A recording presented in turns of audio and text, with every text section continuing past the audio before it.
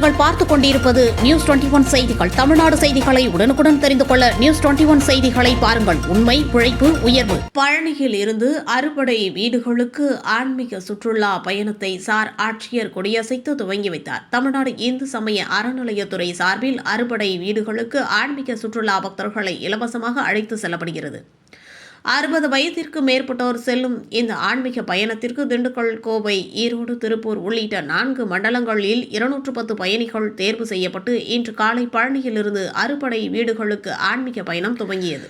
பழமுதிர்ச்சோலை, திருப்பரங்குன்றம், திருச்செந்தூர், திருத்தணி சுவாமிமலை கோவில்களுக்கு 4 நாட்கள் செல்லும் இந்த ஆன்மீக பயணம் வரும் வெள்ளிக்கிழமை காலை பழனியில் நிறைவடையும். மூத்த குடிமகள் 4 நாட்கள் பேருந்து பயணம் மேற்கொள்வதால் பாதுகாப்பு நடவடிக்கையாக மருத்துவ குழுவினர் உடன் அனுப்பி வைக்கப்பட்டனர். தங்களின் நீண்ட நாள் கனவை நிறைவேற்றிக் கொள்ள தமிழக முதல்வருக்கு பயனாளிகள் நன்றி தெரிவித்துக் கொண்டனர். நிகழ்ச்சியில் நகரமன்ற தலைவர் உமா மகேஸ்வரி, கோயில் துணை ஆணையர் பிரகாஷ், உதவி ஆணையர் லட்சுமி உள்ளிட்டோர் கலந்து கொண்டனர்.